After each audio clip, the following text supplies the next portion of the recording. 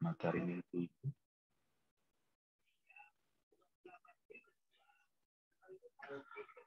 Lalu di bagian selanjutnya mengubah geometri solid ke fluid.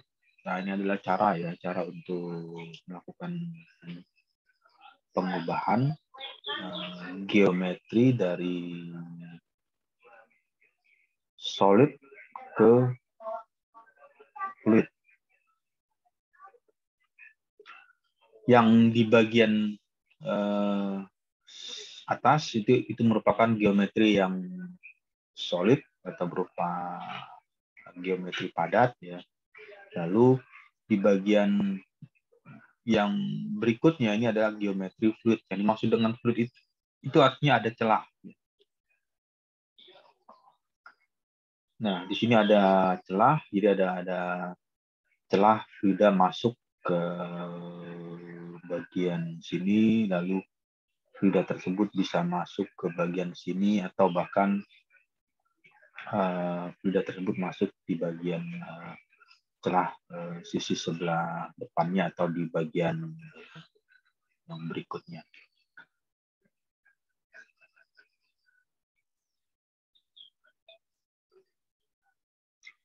Selanjutnya yang ketiga, yang berikutnya memilih proses meshing, membuat grid meshing. Meshing di bagian ini bisa saja berupa tampilan, ada yang menggunakan meshingnya itu berbentuk segitiga, ada yang segi empat, kemudian ada juga yang node-nya itu dia menggunakan segi 6. Tergantung dari user atau yang akan melakukan simulasi tersebut. Dia mau menggunakan model mesh apa yang dibutuhkan untuk mensimulasikan CFD yang ingin dikerjakannya.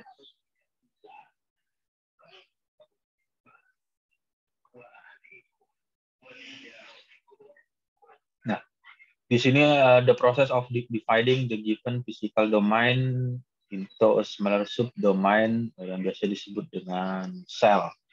Yang dimaksud dengan cell itu ya ini kalau ini diperbesar, sel itu ya sama saja dengan ukuran dari mesh tersebut. Jadi kalau ini diambil satu kotak atau satu bagian, misalkan ini diambil, nah ini adalah merupakan selnya atau bagian dari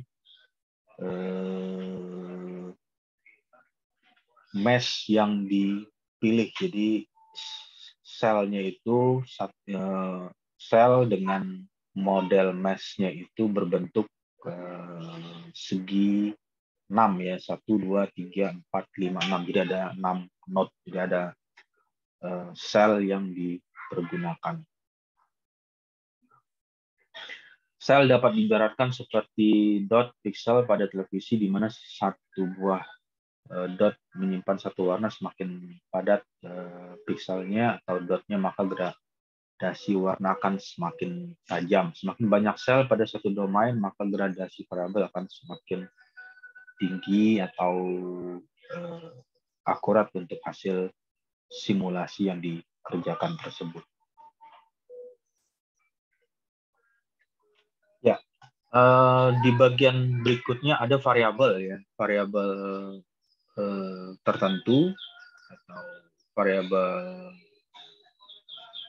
bebas dan atau variabel terikat.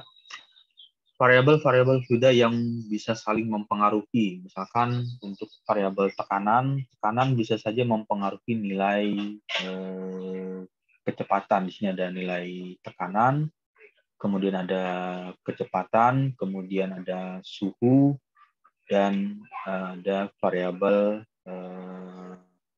turbulensi. Variabel tersebut bisa saja saling memberikan pengaruh antara tekanan dengan kecepatan misalkan dengan turbulensi, atau suhu dengan tekanan. variabel-variabel ini kita sendiri yang menentukan di bagian pertama berapa besar nilai tekanan yang dimasukkan, berapa besar nilai kecepatan, kemudian berapa besar nilai suhu, lalu berapa besar nilai intensitas turbulensi yang diberikan. Lalu di bagian yang lain, variabel yang lain masih bisa dipergunakan seperti fraksi volume, berapa besar volume fraksi, fraksi massa, terus densitas atau kerapatan, dan relativity humidity atau berapa nilai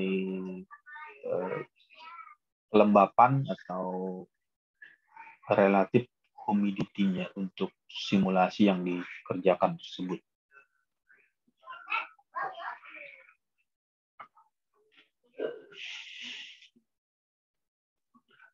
Ya, ini merupakan salah satu tampilan ya atau gambar yang dimiliki. Ada beberapa model elemen yang dapat dilakukan oleh CFD. Yang pertama itu ada menggunakan ada yang elemennya dengan cara tetrahedral, kemudian heksahedral, lalu ada polihedral, piramid, dan ada yang elemen yang berbentuk prisma.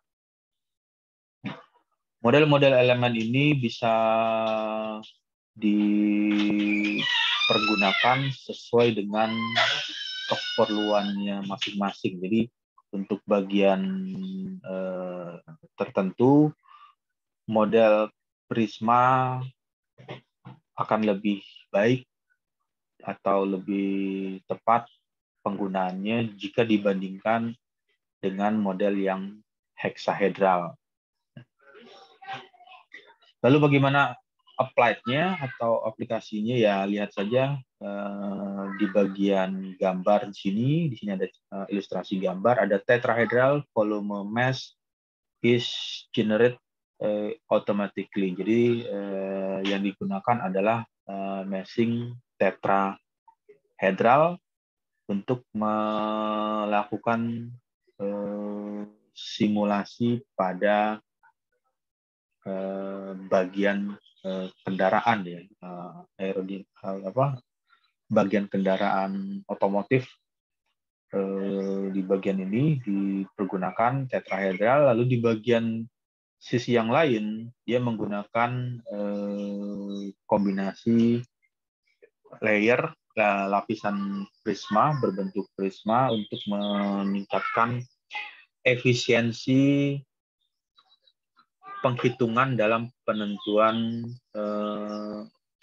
boundary layer. Boundary layer itu adalah lapisan batas. Jadi lapisan batas itu memberikan pengaruh hubungan antara batas dinding dengan batas fluida yang mengalir. Jadi ada berapa besar nilai lapisan batas yang terjadi di sekeliling atau di sekitar dinding tersebut. Itu akan tepat ketika menggunakan model yang berbentuk prisma. Lalu di bagian sisi yang lain, triangular surface mesh on car body is quick and easy to create. Jadi triangular atau mesh surface yang berbentuk segitiga di kendaraan itu akan lebih cepat sekali dilakukan ya ketika memilih model mesh-nya itu triangular dan bisa dilakukan dengan proses meshing lebih cepat dikerjakan.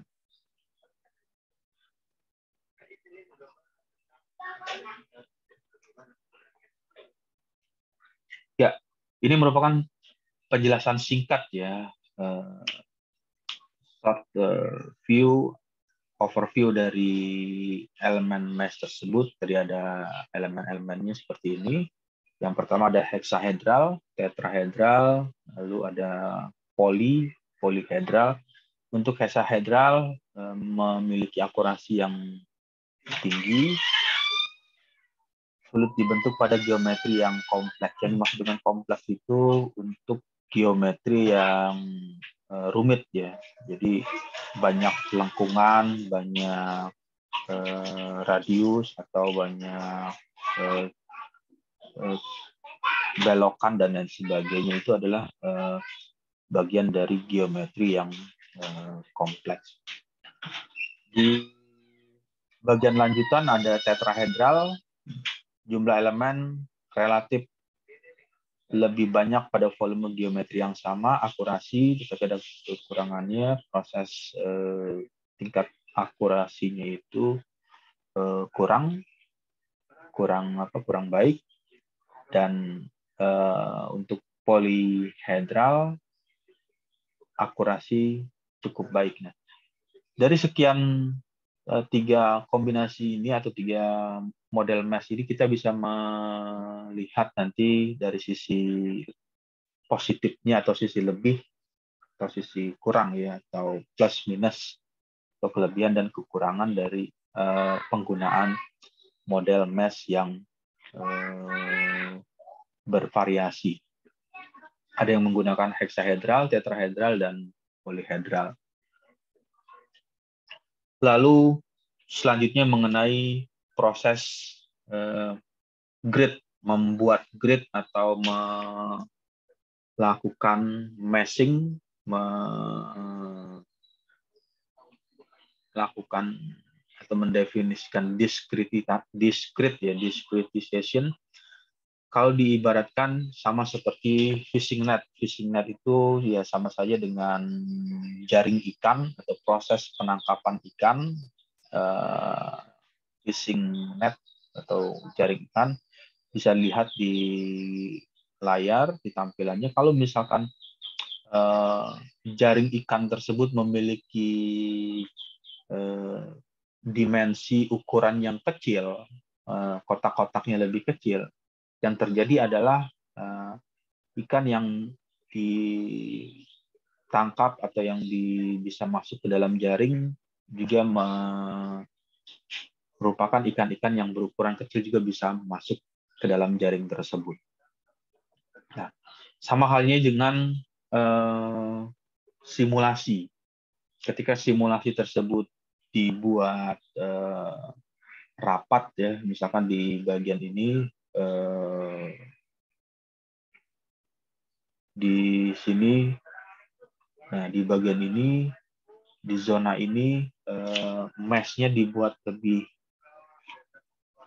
rapat, lebih kecil-kecil ukurannya, lalu di bagian lain lebih renggang. Artinya apa? Artinya kita bisa mengamati fenomena di bagian lengkungan atau di bagian tikungan tersebut menjadi lebih detail atau menjadi lebih lengkap atau menjadi lebih ukurannya menjadi lebih baik lagi jika dibandingkan dengan ukuran yang mesh-nya lebih besar. Nah, di sini nanti akan bisa melihat fenomena yang lebih detail lagi. Nah, sama halnya tadi dengan dengan ikan, ketika jaringnya dibuat lebih rapat, dibuat lebih kecil, maka fokus terhadap ikan-ikan yang lebih detail atau lebih ukurannya kecil akan lebih banyak yang diperoleh. Nah, kira-kira analoginya seperti itu, dia hampir sama. Proses penentuan meshing atau grid dengan membayangkan seperti fishing net atau jaring ikan. Lalu bagaimana teknik sizing? Teknik sizing untuk mengatur ukuran mesh dibutuhkan setidaknya dua parameter input, ada min, max ya, maksimal dan minimal. Jadi ada ukuran besar dan ukuran kecil.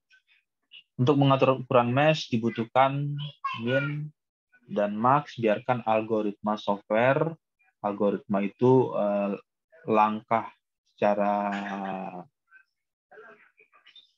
terstruktur, secara otomatis dari software tersebut untuk memilih meshing apa yang sesuai dengan geometri yang dibuat tersebut.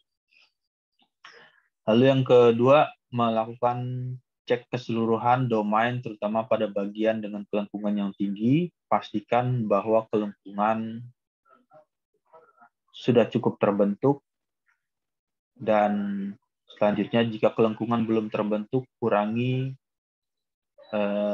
bagian curvature angle-nya. Jadi kalau misalnya di bagian sini ada lengkungan, nah di sini ada lengkungan, atau di bagian sudut sini ada kemiringan, lengkungan terlalu besar kelengkungannya, maka yang dilakukan adalah memilih dari domain mesh tersebut. Pastikan bahwa kelengkungan tersebut bisa dilakukan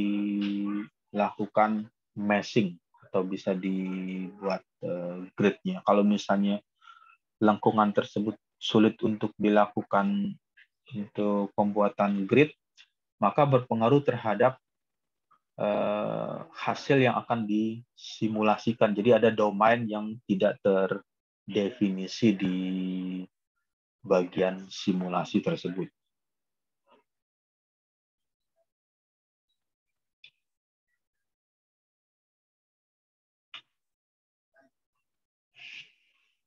Ya, ini merupakan tampilannya, tampilan dari hasil teknik sizing ya, teknik menentukan pemilihan ukuran mesh. Jadi mesh itu kita bisa mengatur sendiri dengan memilih maksimum ke kanan, minimum ke kiri, lalu di generate di bagian mana, dibuat di bagian apa yang ingin dirapatkan proses meshing-nya, dan di bagian lain dibuat lebih renggang. Lalu yang jadi pertanyaan, misalkan kenapa mesh-nya ada yang rapat di bagian tertentu atau ada yang renggang di bagian yang lain ya. Tujuannya adalah kalau misalnya misalkan ini ya, ini dibuat menjadi rapat semua, dan ini juga menjadi rapat, semuanya menjadi rapat secara uniform. Hal apa yang memberikan pengaruhnya? Ya pengaruhnya nanti proses perhitungan atau proses kalkulasi dalam hasil hitungan itu akan menyebabkan penghitungan lebih lama. Jadi proses penghitungannya menjadi kalkulasi hitungan akan menjadi lebih lama, bahkan menyebabkan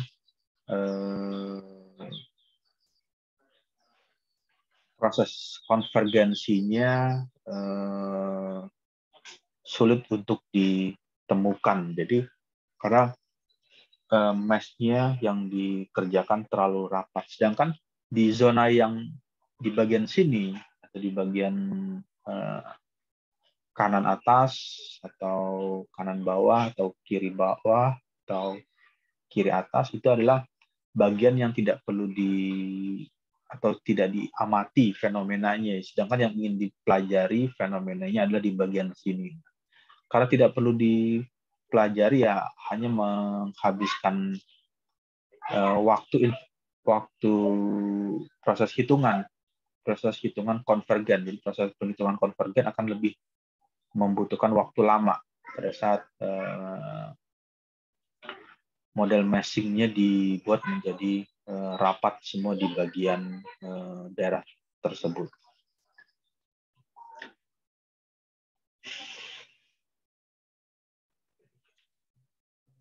Ya, di bagian selanjutnya ada hubungan variabel fluid mekanika fluida. Di sini diilustrasikan ada 4. Yang pertama itu variabel mekanika fluidanya ada tekanan, kemudian kecepatan arah sumbu X, kecepatan arah sumbu Y, lalu kecepatan arah sumbu Z. Dan di bagian selanjutnya ada proses yang dipengaruhi oleh perpindahan panas, ya, ada heat transfer, suhu, dan berikutnya nilai turbulen kinetik energi atau TKE. Nah, variabel-variabel ini bisa saja saling mempengaruhi di dalam sebuah sistem, yang misalkan di sebuah sistemnya itu adalah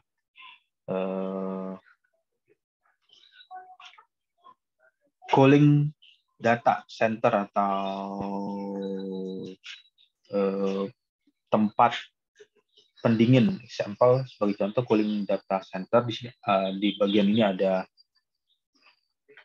sumber panas, kemudian ada sumber panas tersebut mengeluarkan temperatur, dan di bagian yang lain ada objek yang memberikan cooling atau proses pendinginan untuk sistem tersebut dengan mengeluarkan nilai kecepatan udara yang keluar arah X, Y, Z, serta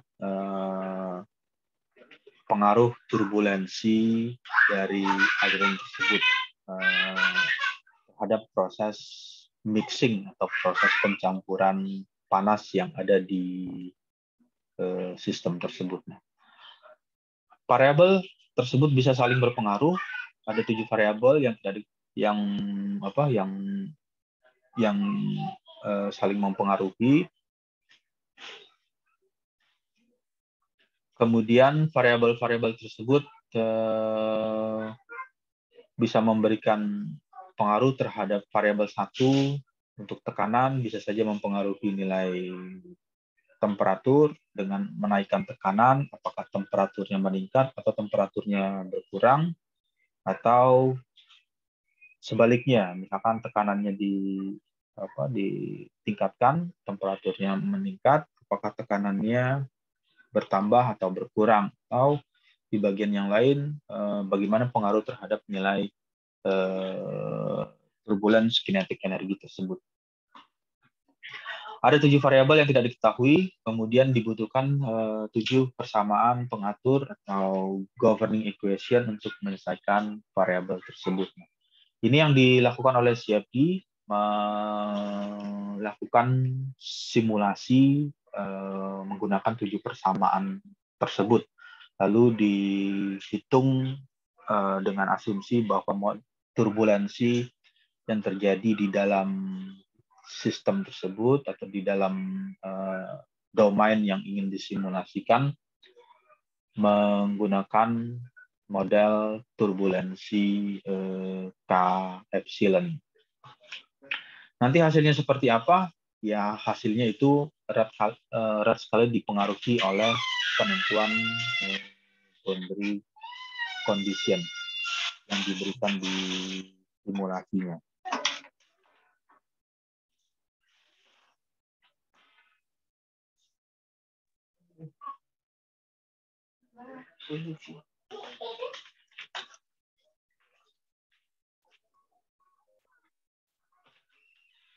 Ya, oke, sampai sini ada pertanyaan?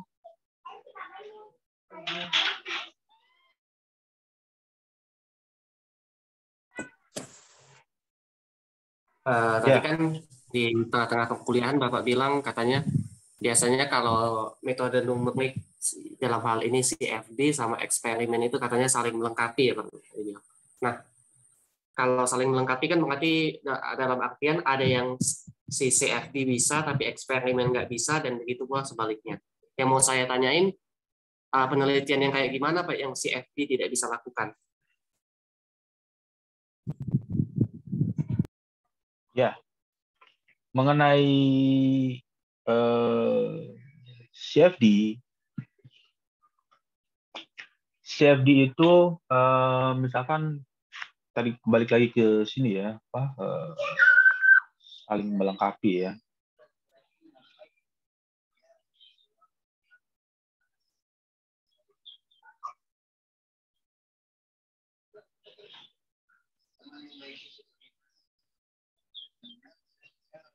Tadi di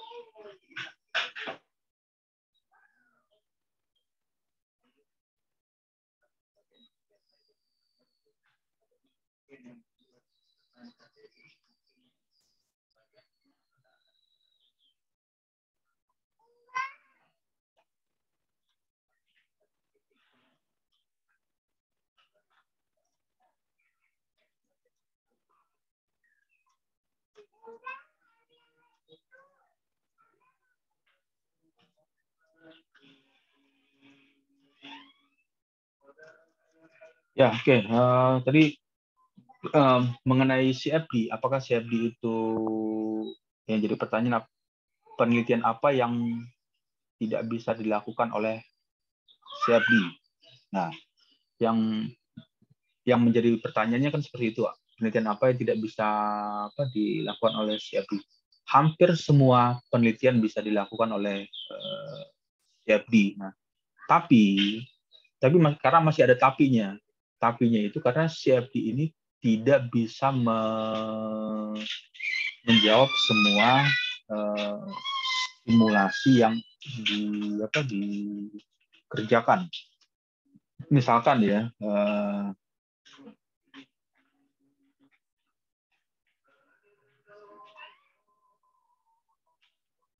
nah, misalkan ilustrasinya seperti ini.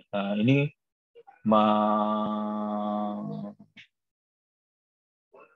mensimulasikan atau menganalisa suatu sistem ya, sample cooling in data center. Di bagian ini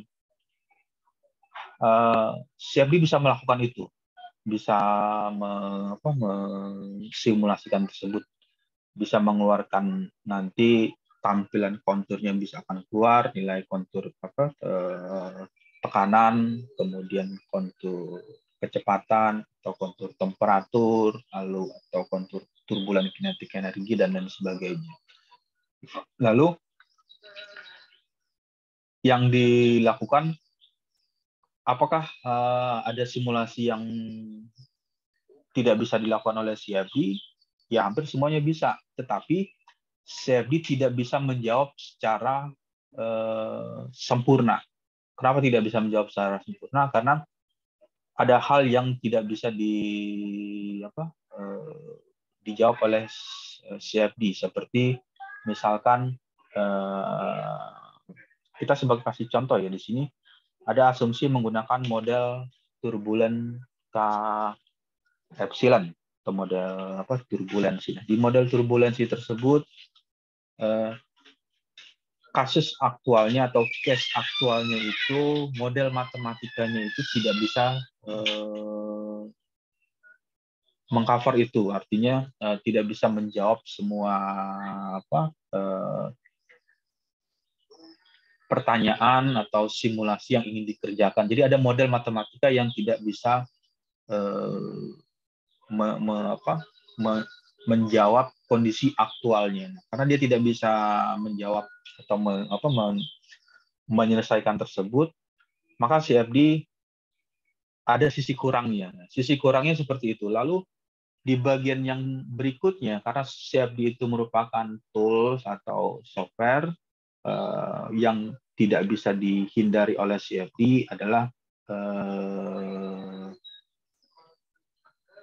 menghindari perhitungan round of error atau faktor pembulatan. Yang dimaksud dengan faktor pembulatan ya ini berhubungan erat dengan proses grid ya, meshing. Kalau misalnya mesh ini nanti ada pengaruh, misalkan di grid di sini mulai penghitungan ya, misalkan di sini di titik ini dibuat lebih rapat, kemudian pada saat dilakukan kalkulasi atau iterasi itu ada proses pengulangan ya, jadi ada pengulangan dengan misalkan kalau pengulangannya itu dia menggunakan 7 persamaan, 1, 2, 3, 4, 5, 6, 7. Jadi ada 7 persamaan. Jadi ada 7 persamaan yang dihitung dengan proses iterasi, misalkan sampai 1000 kali iterasi. Nah, untuk proses hitungannya itu, ketika sudah dimasukkan nilai angka, software berupa pecahan, berupa bilangan biner. Jadi misalkan 2/3 atau 3 atau misalnya 22/7 atau 17,17/93. Itu ketika dihitung, dia akan menghasilkan berapa digit di belakang koma atau berapa digit di belakang angka. Nah, karena berapa digitnya itu tidak bisa dibulatkan, maka bukan tidak bisa dibulatkan, maksudnya tidak bisa diteruskan berapa angka di belakang koma, sehingga ada faktor pembulatan, misalkan 10 angka di belakang koma atau 7 digit di belakang koma. Nah, faktor pembulatan inilah yang berpengaruh terhadap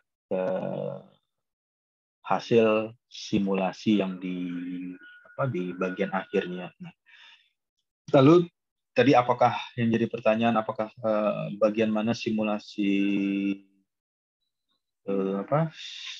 CFD yang tidak bisa dikerjakan?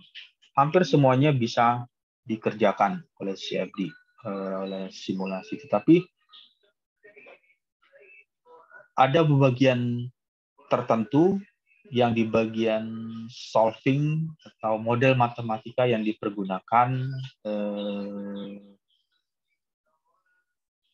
belum bisa mendekati kondisi aktualnya.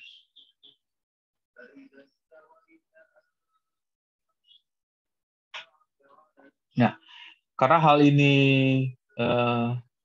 ada keterbatasan dari CFD, keterbatasan dari software, sehingga software tersebut tidak bisa menyelesaikan dengan secara sempurna atau menyelesaikan dikatakan 100% bahwa hasilnya itu selalu tepat. Begitu juga dengan sebaliknya untuk alat ukur atau pengujian atau eksperimen, ada namanya kepresisian dari alat ukur atau tingkat keakurasian, kalau pernah mendengar istilah akurat dan presisi. Nah, di situ ada peran dari nilai presisi dan akurasi dari alat ukur yang dipergunakan.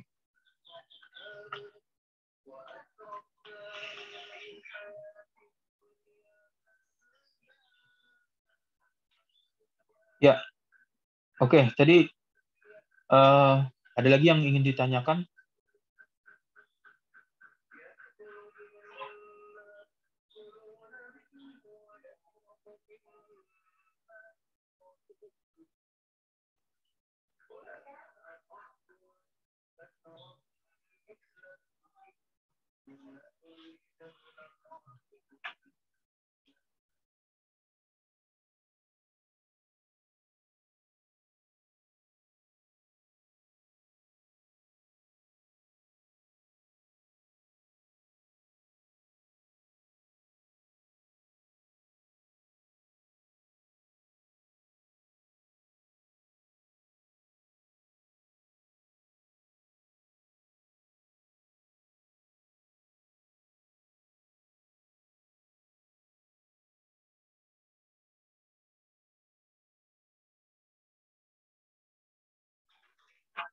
Ya, oke. Kalau tidak ada pertanyaan, mungkin saya rasa bisa dilanjutkan dari presentasi tugas kelompoknya untuk diskusi. Bisa melakukan share screen di layar. Baik, Pak.